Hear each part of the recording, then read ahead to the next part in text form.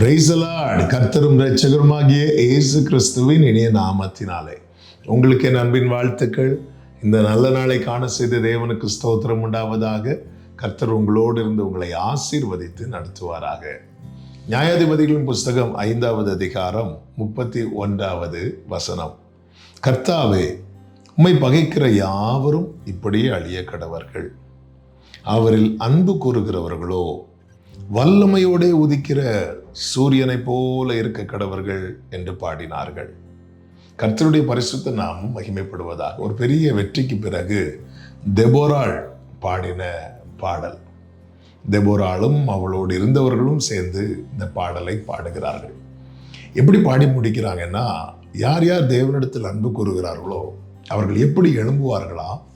வல்லமையோடு உதிக்கிற சூரியனை போல.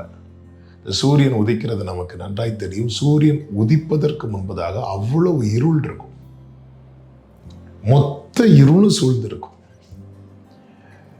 எதுவுமே இல்லை, ஃபுல்லா இருட்டு. அந்த இருளின் ஒரு ஆதிக்கம் என்று சொல்லலாம். அப்படிப்பட்ட நிலையில திடீரென்று இந்த சூரியன் எழும்பி வரும் பாருங்க. அது எழும்ப ஆரம்பிக்கும் போது அவ்வளவு நேரம் மூடி இருந்த இருள் கொஞ்ச நேரத்திலேயே எங்க போச்சுன்னே தெரியாத அளவுக்கு அது காணாமலே போய்விடும். இருளில் எதுவுமே தெரியாது. ஆனால் சூரியன் உதிக்கும் போது இருளையே தெரியாம போயிடும். இதுதான் சூரியனுடைய வல்லமை. கர்த்தரிடத்தில் ஒருவன் அன்பு கூறுகிறவனாய் இருப்பார் என்றால் அவன் வாழ்க்கையே காணாதது போலதான் இருக்கும். எங்க போச்சு, இவன் எங்க போனா ஒண்ணுமே தெரியாதது போலதான் இருக்கும். ஆனா அவனுக்கான சீசன் ஓப்பன் ஆகும்போது எது எது அவனை மறைச்சு வைத்ததோ, எது எது அவனுக்கு தடையா இருந்ததோ அதையெல்லாம் தாண்டி அவன் எழும்புவான். ஹல்லேலூயா. கர்த்தருக்கு காத்திருக்கிறவர்கள் புது பலன் அடைந்து எழும்புவாங்க. இந்த சூரியன் வல்லமையோடு உதிக்கிறது போல, சூரியன் உதிக்கிறது போலன்னு சொல்லாம வல்லமையோடு. ஏன் அந்த வல்லமைங்கிற வார்த்தைங்க பயன்படுத்தப்பட்டது என்றால், அது இருளை அப்படி கிழித்து எழும்புகிறது, அல்லது இருளை இல்லாமலாக்கி அந்த சூரியன் எழும்புகிறது.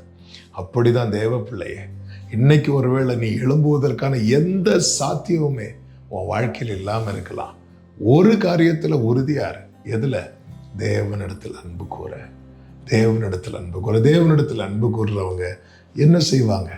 இயேசு தெளிவாக சொல்றாரு, என் வார்த்தையை கை கொள்வாங்க.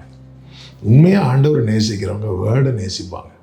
உண்மையா ஆண்டவரை நேசிக்கிறவங்க வார்த்தை என்ன சொல்லுதோ அதை கேட்பாங்க, அதுக்கு செவி சாய்ப்பாங்க, அதை ஃபாலோ பண்ணுவாங்க.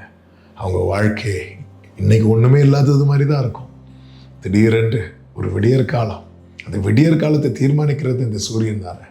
இந்த சூரியன் எழும்பும்போது தானே, அந்த சூரியனை வச்சு தான் நாங்கள் காலத்தை சொல்றாங்க.